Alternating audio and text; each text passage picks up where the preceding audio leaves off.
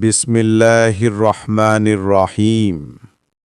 ন্যায়ের প্রতীক হযরত আলী এবং এক ইহুদির অবিস্মরণীয় ঘটনা নিয়ে আলোচনা করব ইনশাআল্লাহ। ইতিহাসে এমন অনেক শাসক ছিলেন যারা শক্তি ও ক্ষমতার দম্ভে অন্যায়ের আশ্রয় নিয়েছেন, কিন্তু ইসলামী ইতিহাসে এমন এক শাসকের নাম সোনার অক্ষরে লেখা। তিনি হলেন হযরত আলী।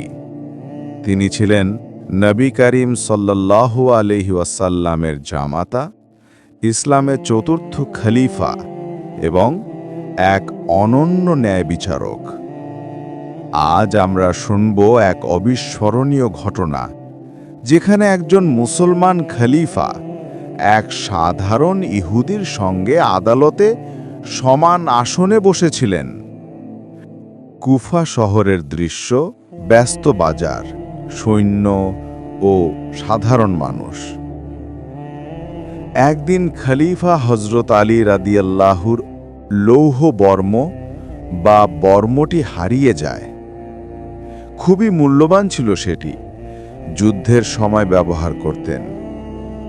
কিছুদিন পর দেখা গেল এক ইহুদি সেই বর্মটি বিক্রি করছে কুফার বাজারে। হযরত আলী রাদিয়াল্লাহু বর্মটি চিনে ফেললেন। তিনি কাছে গিয়ে বললেন, আলী, এই বর্মটি তো আমার, আমি এটা হারিয়েছিলাম। ইহুদি, না, এটা আমার, আমি বাজার থেকে কিনেছি।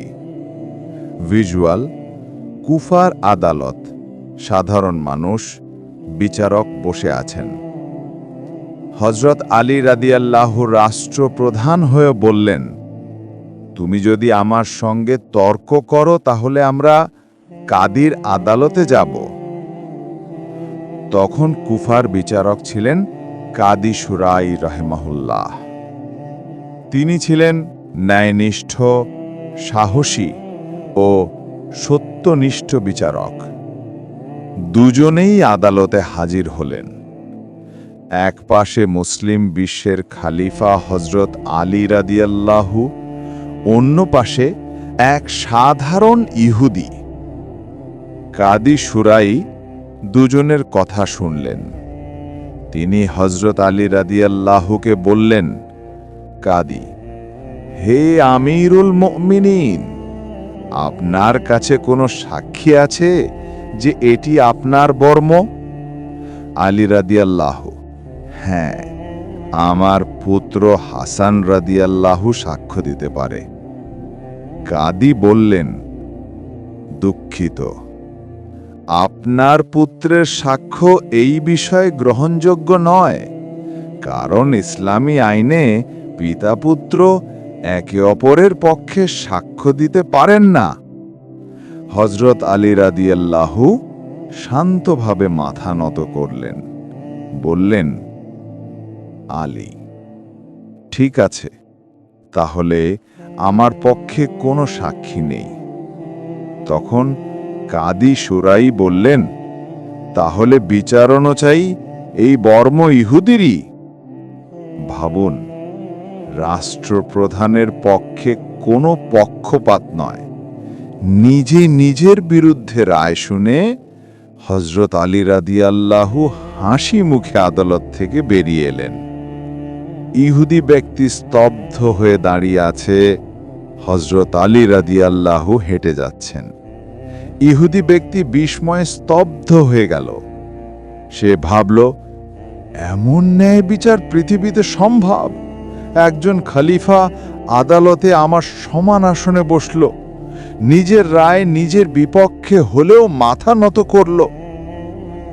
সে হযরত আলী রাদিয়াল্লাহুর পিছু নিল, বলল, ইহুদি, হে আলী, আমি সাক্ষ্য দিচ্ছি আপনি সত্যিই আল্লাহর রাসূলের জামাতা এবং আপনার ধর্মই সত্য। আমি ইসলাম গ্রহণ করছি। এরপর সে বর্মটি ফিরিয়ে দিল এবং হযরত আলী রাদিয়াল্লাহুর সঙ্গেই ইসলাম গ্রহণ করল।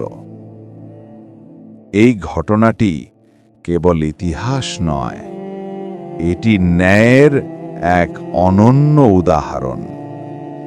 হযরত আলী রাদিয়াল্লাহু আমাদের শিখিয়েছেন, ন্যায় বিচার মানে হলো সত্যের পাশে থাকা। যত বড় ক্ষমতাধরী হই না কেন, যদি প্রমাণ না থাকে তবে নিজের পক্ষেও জোর করা যাবে না। আজ যদি প্রতিটি নেতা, বিচারক, এমনকি সাধারণ মানুষও যদি এই শিক্ষাটি হৃদয়ে ধারণ করত, তাহলে সমাজে অন্যায়, ঘুষ, বৈষম্য কিছুই থাকত না। হযরত আলী রাদিয়াল্লাহুর এই ঘটনা যুগে যুগে মানবতার পাঠ। ন্যায়ের সামনে কেউ বড় নয়, ছোট নয়, সবাই সমান। আল্লাহ তাআলা আমাদেরও সেই ন্যায়ের পথে চলার তৌফিক দান করুন।